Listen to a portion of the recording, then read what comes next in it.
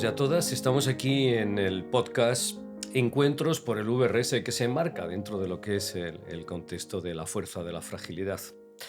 Bueno, yo soy el doctor Manuel Sánchez Luna, soy neonatólogo, trabajo en el Hospital Gregorio Marañón y tengo además la responsabilidad de ser el presidente de la Sociedad Española de Neonatología, y tengo la suerte de estar aquí hoy acompañado por Concha Gómez Esteban. Ella es profesora de la Universidad Complutense de Madrid, pero además es algo más. Ella es la responsable de un grupo de padres y de madres que hace años se unieron para ponerle nombre al problema de la prematuridad. Concha, muchísimas gracias por estar aquí con nosotros, y a mí me gustaría que te Mm, presentaras y que nos introdujeras la fundación, el grupo de trabajo en el que estás, que se llama APREM, ¿no? ujú. Bueno, pues muchísimas gracias, Manuel, por tu presentación. Y yo diría que por el apoyo que siempre nos prestáis, ¿eh? Nos prestáis desde la SENEO, desde tu hospital. APREN es la primera asociación que se creó en España, se creó en 1999, cuando un grupo de familias que teníamos hijos ingresados, eh, hijos grandes prematuros, pues decidimos crear algo para que otras familias no se sintieran tan solas como nos habíamos sentido nosotros. Desde ese momento, pues APREN sigue viva, son casi ya 24 años, y somos una entidad de ámbito estatal desde que se creó y de utilidad pública. Fíjate, Concha, para nosotros los médicos, ¿no? Es tan importante que las familias estéis con nosotros y además nos deis, de alguna manera, ese feedback, que nos recordéis que el bebé es algo más que el bebé que puede estar enfermo, o sea, haber nacido prematuro, sino que alrededor de él hay toda una familia, ¿no? Toda una Mm. familia que tiene que integrarse desde el principio, que tiene que, de alguna manera, acompañar en esos momentos tan complejos y que tiene luego que seguir cuando le damos de alta. Pero la familia también tiene problemas cuando de repente un embarazo que iba a ser precioso, que iba a terminar a término, con una habitación ya preparada, ¿verdad? En la casa, con sus muñecos, con A sus veces no da juguetes. tiempo, ¿eh? Lo de la Y, habitación. y claro, y se interrumpe el embarazo de forma muy, muy precoz, y viene un bebé al mundo que quizá no es el bebé que Mm. tenían los padres, ¿no? En la imaginación. Cuéntanos un poco más, ¿qué es lo que siente una familia cuando de repente, yendo todo bien, a mitad de la gestación, finales de la gestación, se Mm. interrumpe y nace un bebé de 700, 800 gramos que tiene que ingresar en un servicio de neonatología? Tener un hijo siempre te cambia la vida, tenerlo ingresado en una unidad, sin duda, aunque seas incluso sanitario, es algo que impacta siempre, pero cuando además tienes un hijo con necesidades complejas de salud y además que tiene patrones de conducta muy diferentes a los nacidos a término, eso enfrenta a las familias a una circunstancia verdaderamente compleja. No solo tienes, produce un hecho tan inesperado como tú comentas, que es que de repente tienes a tu hijo mucho antes de lo esperado, eres separado de él o eres separada de ella. En principio, los cuidadores principales son los expertos, los profesionales que están luchando por salvar la vida de ese niño tan prematuro, y tú te enfrentas no solo a una situación muy compleja anímicamente, porque tienes que hacer el duelo por el hijo soñado, idealizado, pero a veces incluso por el hijo real, ¿no? Tienes una especie de cuestionamiento permanente, ¿no? Un sentimiento de culpabilidad. ¿Qué he hecho mal yo para que pase esto, no? Además, a veces hay falta de apoyos en el entorno. Yo recuerdo cuando mis hijos nacieron con 560 y 890 gramos, en mi entorno se hizo el silencio, porque nadie sabía si darte la enhorabuena o darte el pésame, ¿no? Y a veces, pues, tienes otros problemas, incluso logísticos, ¿no? Cómo organizar toda esta situación de cuidado de un bebé tan vulnerable y de estar allí y participar en lo que puedas en esa recuperación y tener otros hijos en tu domicilio, o a veces volver a tu comunidad autónoma dejando a tu hijo hospitalizado. Bueno, podría hablar mucho tiempo, ¿no?, de estas circunstancias, pero son complicadas y a veces generan un traumatismo muy intenso, y necesitamos apoyo. Hay muchas necesidades que las familias con hijos prematuros extremos necesitamos que se nos ayude a a llevar esta situación y a satisfacer estas necesidades. Sí, está claro. Lo que pasa es que lo que en este momento nos ha unido a los dos aquí es una cosa que se llama infecciones por el virus respiratorio sincitial. Claro, hicimos, fíjate Concha, un estudio hace años, ¿no? Con la Fundación IMAS, que dirige mi querido amigo Javier Olola, y Mm, analizamos las causas de hospitalización en España durante unos cuantos años en hospitales del sistema público. ujú, En niños de menos de un año, analizamos 1.400.000 altas hospitalarias. ¿Y sabes lo interesante, Concha? Nos dimos cuenta que en España el 9%, esta es la causa más frecuente de hospitalización en los niños de menos de un año, es por bronquiolitis. mm, Y siendo el virus causante de esta enfermedad respiratoria más frecuente, el virus respiratorio sincitial. Bueno, para todas aquellas personas que quizá no saben lo que es esto, simplemente recordar que el virus respiratorio sincitial podríamos decir que es un virus más respiratorio que en época invernal afecta a adultos, a niños y a ujú, lactantes pequeños y a recién nacidos, y que de alguna manera, pasada esa época invernal, bueno, pues desaparece y se acabó mm, el problema, ¿no? Bueno, pues nada más lejos de la realidad, mm, y esto lo sabéis vosotros muy bien, los papás de niños prematuros.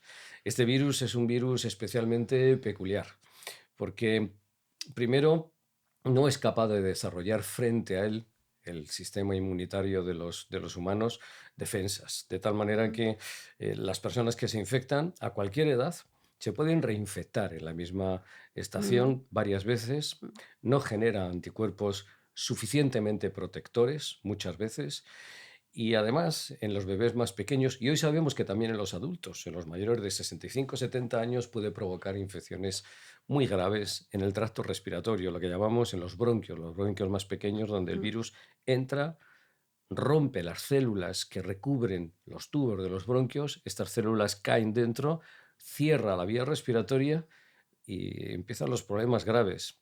Y el problema más importante es que los médicos no tenemos herramientas para para- tratar. Claro, este virus sabemos desde hace ya mm, bastantes años, años 50 es cuando empezó a circular entre los humanos. Sabemos que en un grupo de población que llamamos de riesgo puede provocar una enfermedad especialmente grave.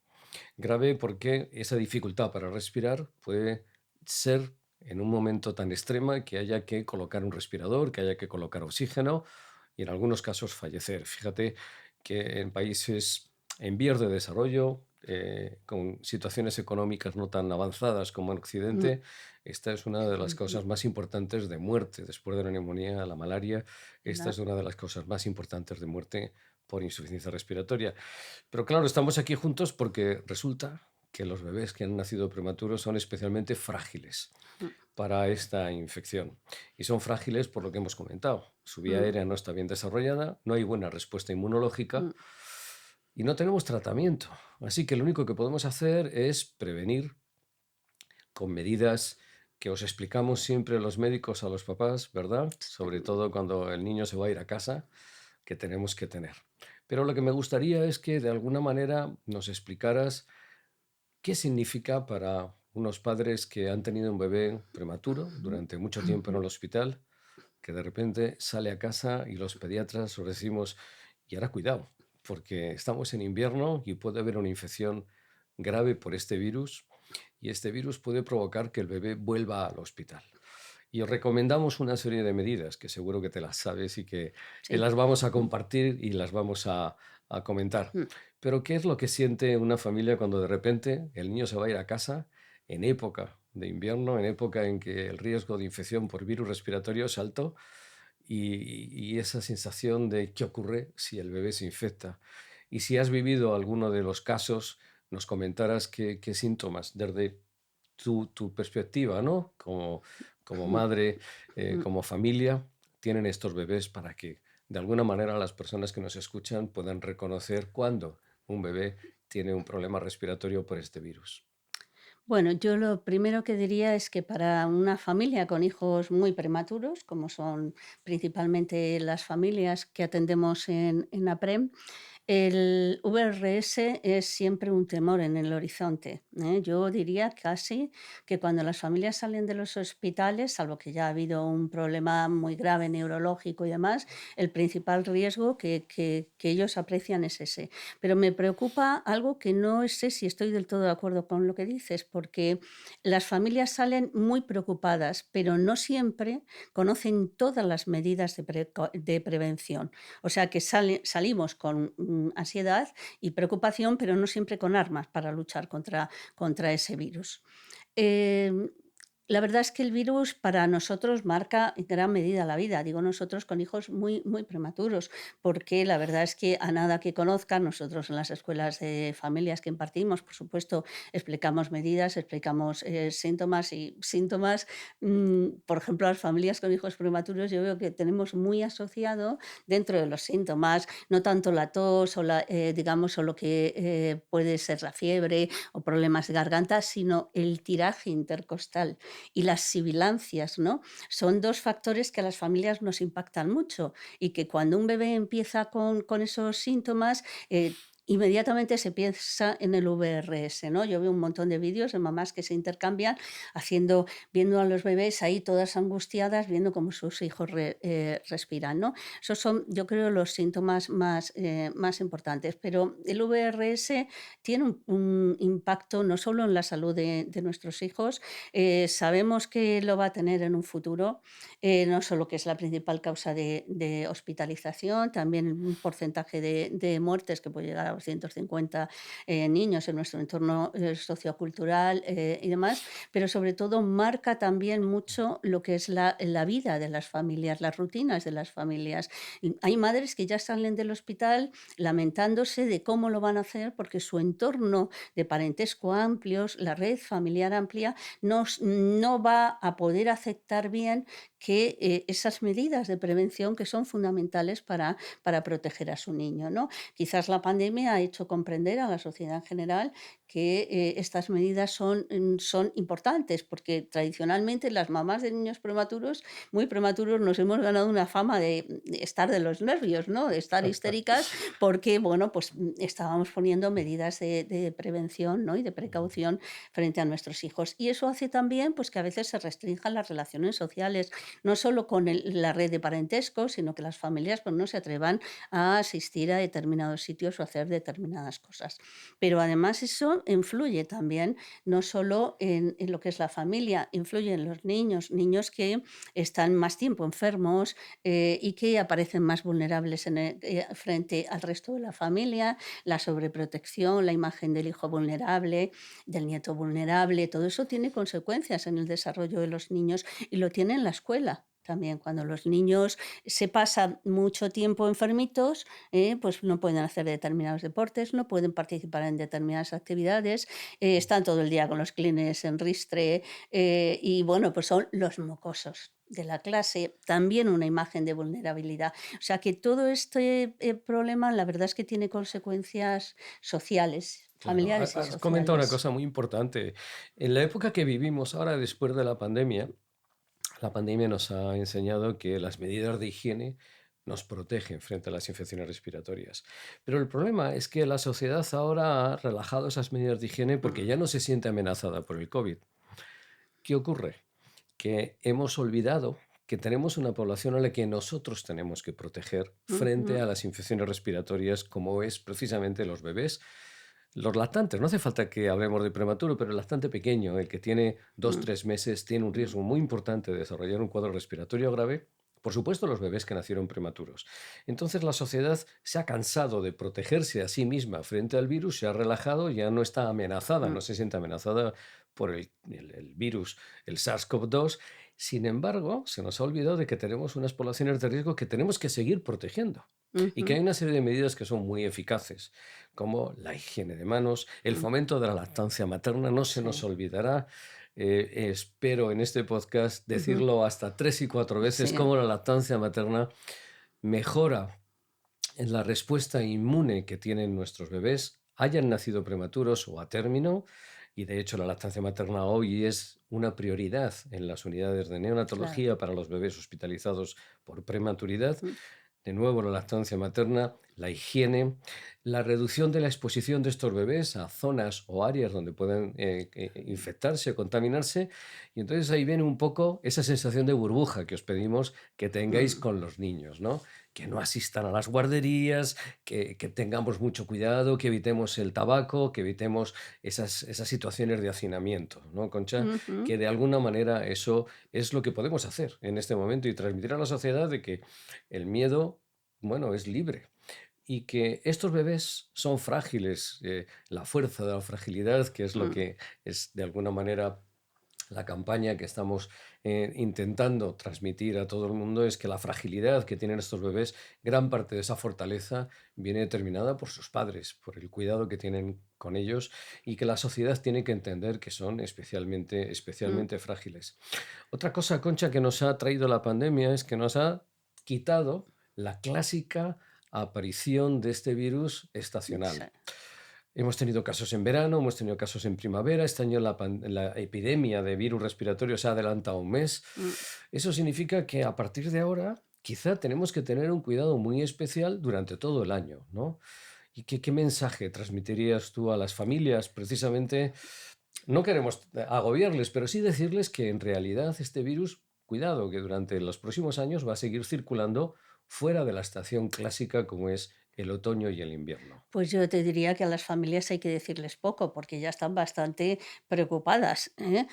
Lo que sí constatamos este año ha sido especialmente complicado. Sí, es como tú estás planteando, ha sido especialmente porque empezó antes la temporada epidémica, efectivamente se va a prolongar. Parece que hasta el verano ha habido más casos, bueno, todo lo que habéis planteado los expertos, ¿no?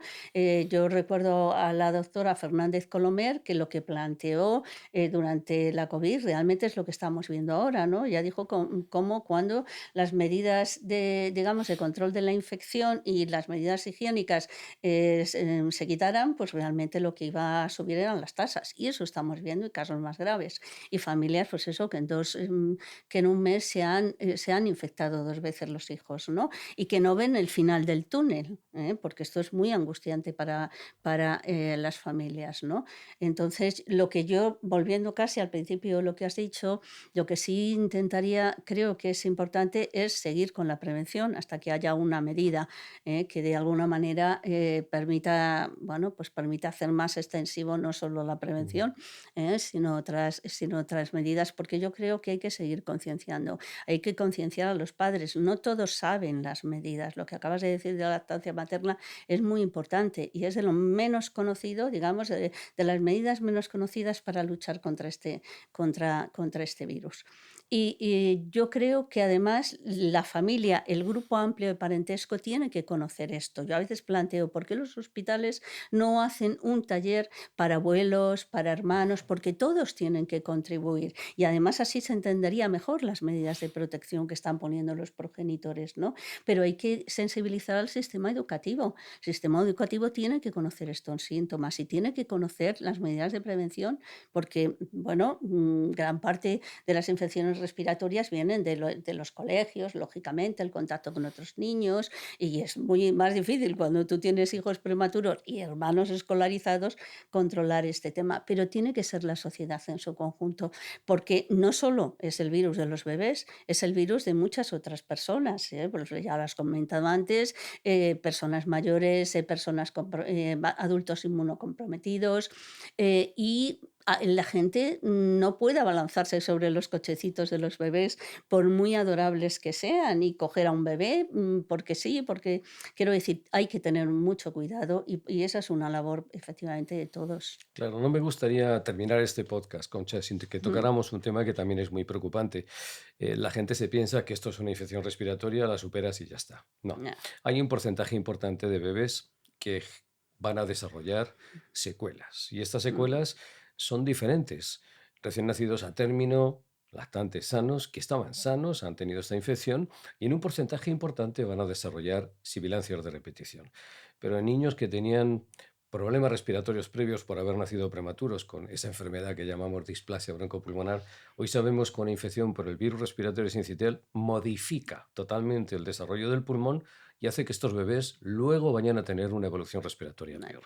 Por lo tanto, estamos hablando de una infección que no solo afecta a la fase aguda, sino que puede provocar secuelas a medio largo plazo, y estamos además con dudas de si este tipo de infecciones pueden disparar reacciones inflamatorias que en el adulto tengan consecuencias a largo plazo. Yo creo que este mensaje es un mensaje importante a transmitir a la sociedad. No estamos solo ante un proceso no. agudo, sino que puede tener secuelas. Hicimos un estudio hace años en el grupo IRIS, un grupo de investigadores españoles, donde analizamos la calidad de vida de las familias, Concha, que tenían bebés nacidos prematuros tardíos con la infección por el virus respiratorio sincitial.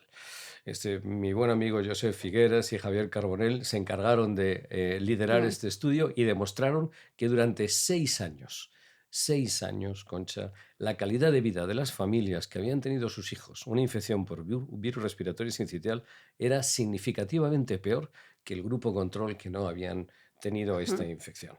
Por lo tanto, la calidad de vida de las familias se resiente durante 6 años. ¿Solo? 6 años al menos. No, pero, mucho más, quiero decir, si el último estudio de Lancet es correcto y es un magno Ujú. estudio, muchos de estos niños que tienen infecciones en la primera infancia, infecciones respiratorias y demás, acaban desarrollando una EPOC, acaban muriendo, digamos, más tempranamente o tienen mayor riesgo de hacerlo por este problema, ¿no? Entonces, eso nos preocupa, como es lógico, muchísimo. Y mira, así que estamos de confidencia, he de pedirte disculpas, porque cuando yo vi los estudios que estabais haciendo, el trabajo que estabais haciendo, la verdad es que me costó aceptarlo.